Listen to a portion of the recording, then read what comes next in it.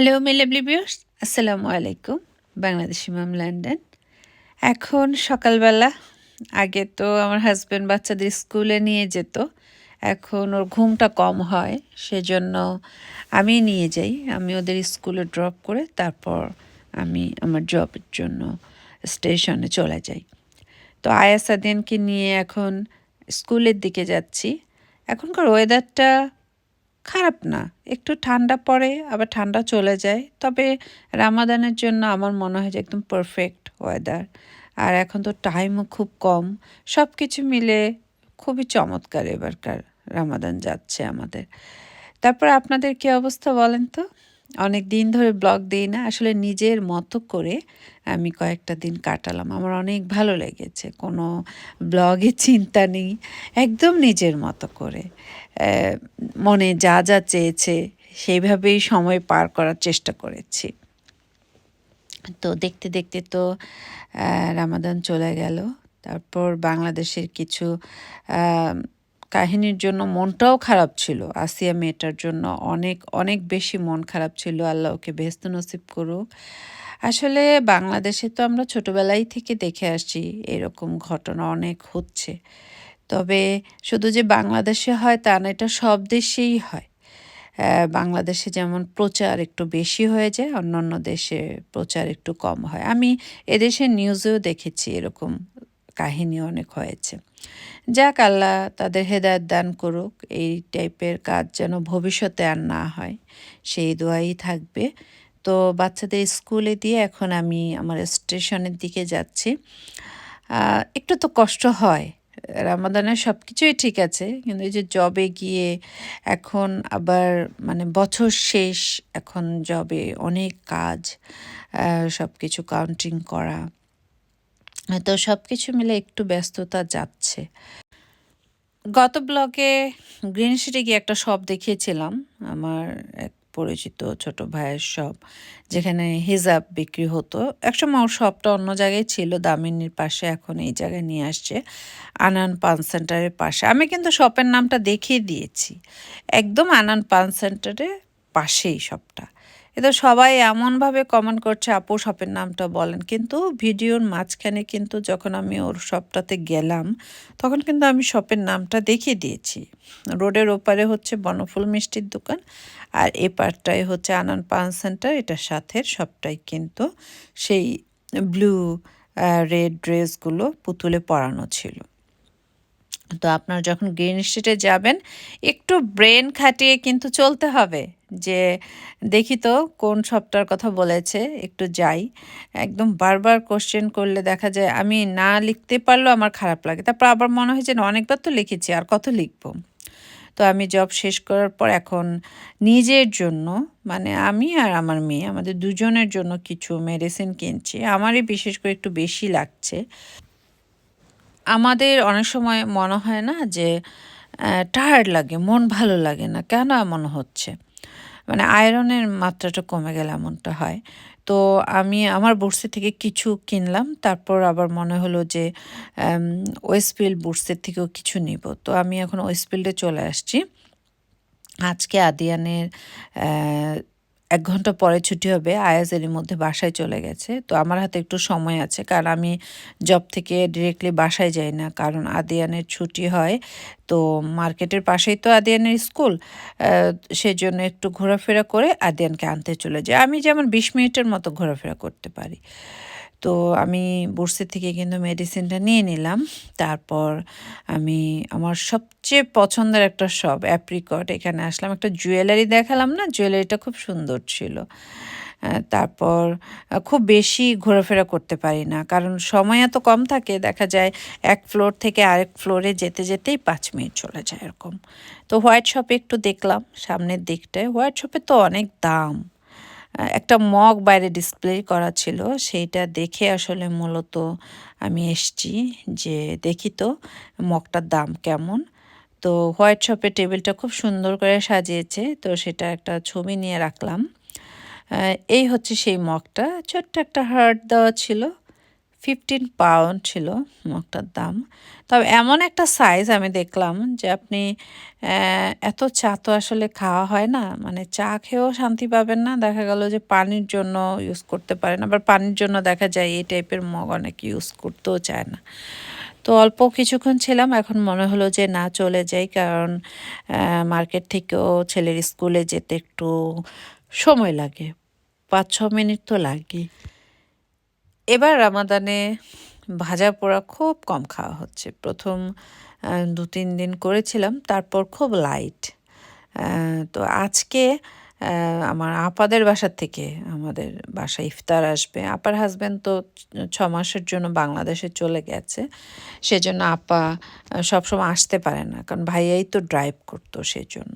তা আপা খুব রিকোয়েস্ট করেছে যে দেখো তুমি কষ্ট করে একটু আসবে, আমি সব রেডি করে রাখবো, তা না হলে আমার কিন্তু আবার উবার করে যেতে হবে। আমি ভাবলাম না, আবার কষ্ট করে নিয়ে আসবে, বললাম ঠিক আছে। তারপরে ইফতার না দিলে ভালো হতো, এটা অনেকবার রিকোয়েস্ট করেছি কিন্তু উনি শুনবে না। তো আমি সেদিন টুকিটাকি কিনে দিয়ে আসছি, সেজন্য এখন তাদেরও দিতে হবে। আমি বললাম এটা কোনো কথা না, আর আমি তো প্রত্যেকদিন বানাচ্ছি। আপার ছেলের বউদের কথা যে না আন্টি আমরা দিব। আমি ফুলের গাছটা দেখে এত পছন্দ করেছিলাম যে সেই গাছটা যদি আমার বারান্দায় থাকতো অনেক সুন্দর ছিল। তো আমার টাইম হয়ে গেছে আদিয়ানের জন্য। আমি এখন হেঁটে আদিয়ান স্কুলের দিকে যাচ্ছি। আর বাসায় যাওয়ার পর ওদের 2 ভাইকে খাবার দিব। আয়াজ স্যাটারডে সানডে ছাড়া রোজা করে না। আদিয়ানকেও দিব। আয়াজ রোজা রাখতে পারতো, কিন্তু আমার হাসব্যান্ড বলে যে না ওর বেশি কষ্ট হয়ে যাবে। তো আদ্রিতা সবগুলো রোজা রাখে। কিছু বলার নেই, আমার হাসব্যান্ড বাচ্চাদের অতিরিক্ত ভালোবাসে, যার ফলে এই অবস্থা আর কি। তবে ইনশাল্লাহ আয়াজ সামনে করতে পারবে সব রোজা। তো আমি এই মেডিসিনগুলো কিনে নিয়ে আসলাম। আয়রন একটা ট্যাবলেট এনেছি, একটা সিরাপ এনেছি, ভিটামিন ডি 2000 ওটা নিয়েছি, আর প্যারাসিটামল। এগুলো হচ্ছে আমার খুব দরকারি মেডিসিন। যেমন ভিটামিন ডিটা যখন কমে যায় তখন শরীর কেমন যেন শিরশির করতে থাকে, ভালো লাগে না। তো সপ্তাহে 1টা কি 2টো হলেও আমি ভিটামিন ডিটা নিই। আর আয়রনটাও নিতে হয়, কারণ দেখা যায় শরীরে অনেক সময় খুব টায়ার্ড লাগে, ভালো লাগে না, সেক্ষেত্রে আয়রনটা খেতে হয়। আর এই ওষুধগুলো না আপনি খেতে পারবেন, কারণ এগুলোর জন্য কোনো প্রেসক্রিপশন লাগে না। যদি কারো আগে কমে থাকে যে ডাক্তার বলেছে আয়রন কম বা ভিটামিন ডি কম, তাহলে কিন্তু সপ্তাহে 1টা 2টো করে খেতে পারেন, শরীরের জন্য অনেক উপকার হয়। তো এই লেগোটা হচ্ছে আমি যখন বাংলাদেশে ছিলাম তখন আমার মেঝো বোন আয়ারল্যান্ড থেকে অনলাইনে আদিয়ানের বার্থডেতে দিয়েছিল। ওরা তো, আমি ছিলাম না, এমনিতে মন খারাপ ছিল, কিন্তু খালার এই গিফট পেয়ে আদিয়ান তো খুব খুশি। তারপর এটা পোস্টে যখন বাসায় আসছে তখন আদিয়ান আমাকে জানিয়েছে যে মুনমুন আন্টি আমার জন্য খুব সুন্দর একটা লেগো সেট পাঠিয়েছে। তো বাচ্চাদের খাবার দেওয়ার পর আমি একটু রেস্টে ছিলাম সিটিং রুমে। তখন মনে হলো যে আজকে তো ভাইয়া আসার কথা, মানে আমার রিলেটিভ হয় ভাইয়া, আমার বোনের দেবর। তো ভাইয়া আবার খুব ভালো বিল্ডারের টুকিটাকি কাজ পারে। তো মাহি ভাই আজকে আসবে আমাকে একটা হেল্প করার জন্য। উনি অনেক কাজ করে ওনার কোম্পানি, মানে বাসা চেঞ্জ করার জন্য অনেক সময় লোক দরকার হয়, গাড়ি দরকার হয়, সেগুলো ভাইয়ার কোম্পানি থেকে হয়। তো আমার এই কিচেনে 2টো তাক লাগাতে চাচ্ছিলাম। তাক 2টো আমি অর্ডার করে এনেছি কয়েকদিন আগে, কিন্তু মাহি ভাই আমাকে আরেকদিন সময় দিয়েছিলেন, আমি সেদিন ফ্রি ছিলাম না। তো আজকে উনি এখন এসে লাগিয়ে দেবেন, বেশিক্ষণ লাগবে না, 10 থেকে 15 মিনিট লাগবে। অনেকের মানে প্রশ্ন বাংলাদেশ থেকে আমি কি এনেছি। আসলে বাংলাদেশ থেকে আমি তেমন কিছুই আনিনি, একটা জামা কাপড়ও না। এনেছি আমি 2-3টা ড্রেস গিফট পেয়েছি, আর আমি কেমন যেন আমব্রেলার কাপড়ের মতো কিছু জামা বের হয়েছে, অনেকে হয়তো বা গেস করতে পারছেন, সেগুলো 2টো এনেছি, শেষ। এই হচ্ছে আমার কেনাকাটা, আমার 2টো জামা। আর আমি আড়ং থেকে কিছু কাপ সেট এনেছি আর কিছু বেড কভার সেট আমার বোন দিয়েছে, ছোট বোন, বোনের শাশুড়ি দিয়েছে, আবার আমি নিজে কয়েকটা কিনেছি। তো বেড কভারগুলো আমি আরেকদিন আপনাদের সাথে শেয়ার করব। আজকে যেহেতু তাক লাগাচ্ছি এখনই, তাই কাপগুলো এই প্রথম বের করছি। বাংলাদেশ থেকে আনার পরে এখনও বের করিনি।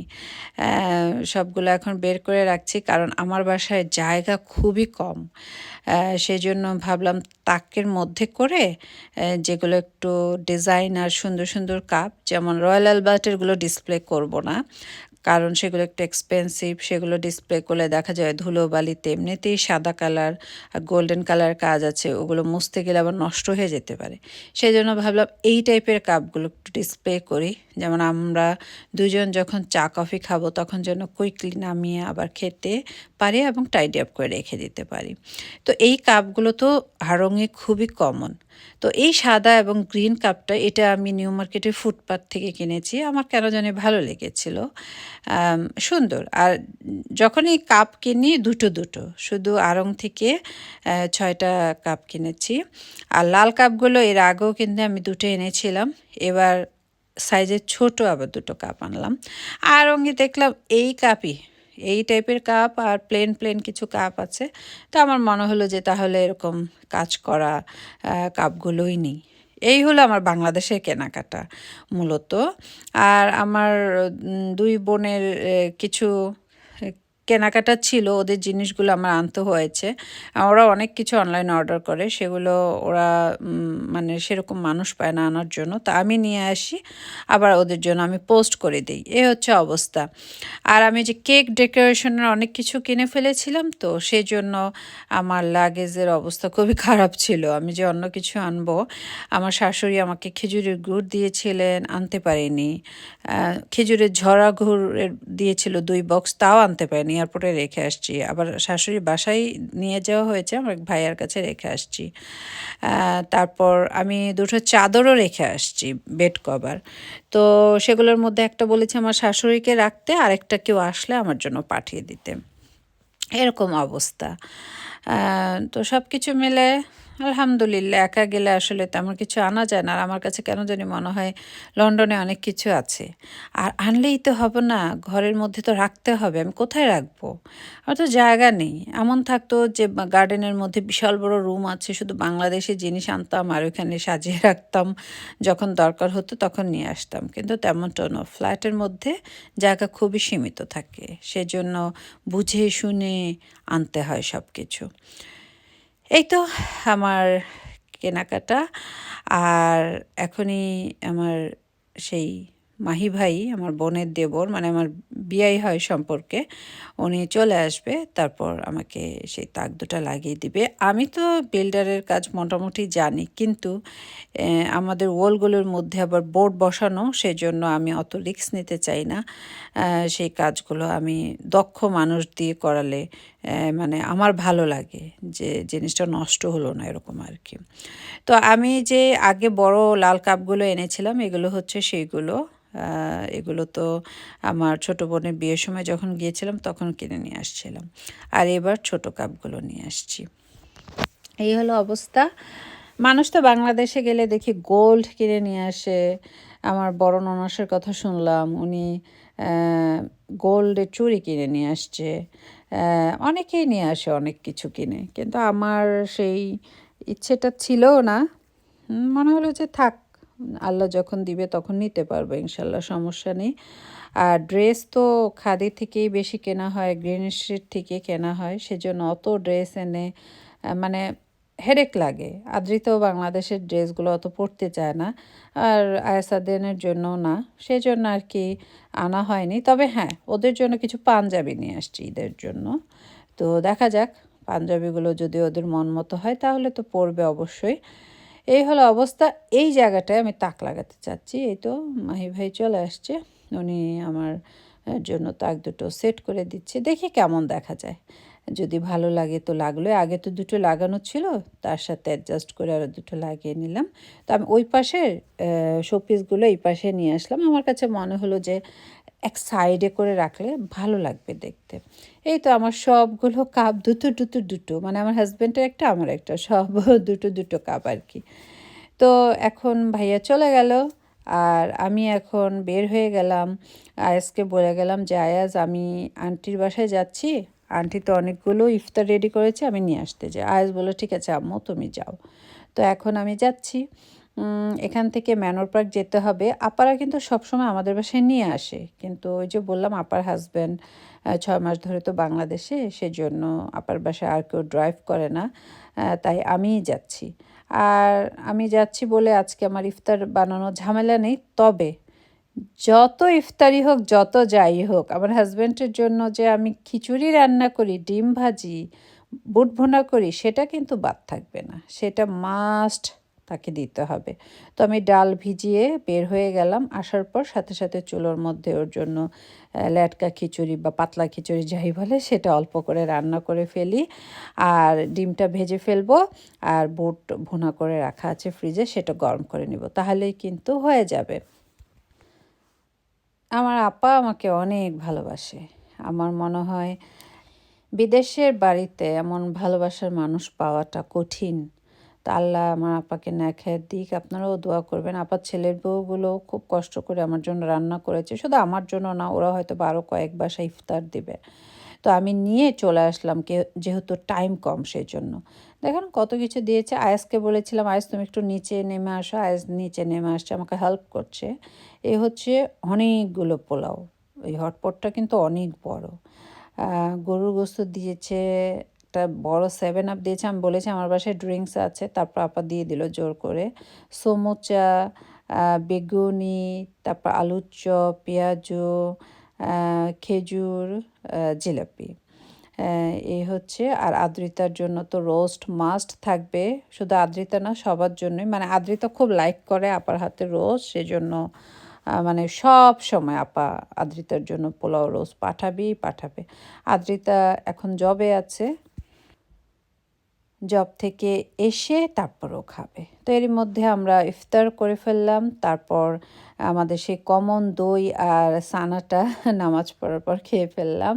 তো আমি এখন কিছু ফ্রুটস কেটেছি। আয়াজ পড়তে বসেছে, ওর আব্বু ওকে নিয়ে পড়তে বসেছে। কারণ আয়াজের আজকে একটা মিটিং আছে, আজ কিছুক্ষণ পরে সে স্কুলের মিটিংয়ে চলে যাবে। তো আমি কিছু ফ্রুটস এনে ওদেরকে বলছি তোমরাও খাও। ওরা বললো না হালকা টক খাবো না, কেন আমার কাছে কিন্তু হালকা টক টকই ভালো লাগে। তো আয়াজ আর ওর আব্বু এখনই বের হয়ে যাবে স্কুলের মিটিংয়ে। তো আজকে এ পর্যন্তই। সবাই খুব ভালো থাকবেন, আমাদের জন্য দোয়া করবেন। আল্লাহ আপনাদের সবাইকে হেফাজতে রাখুক। আল্লাহ হাফেজ।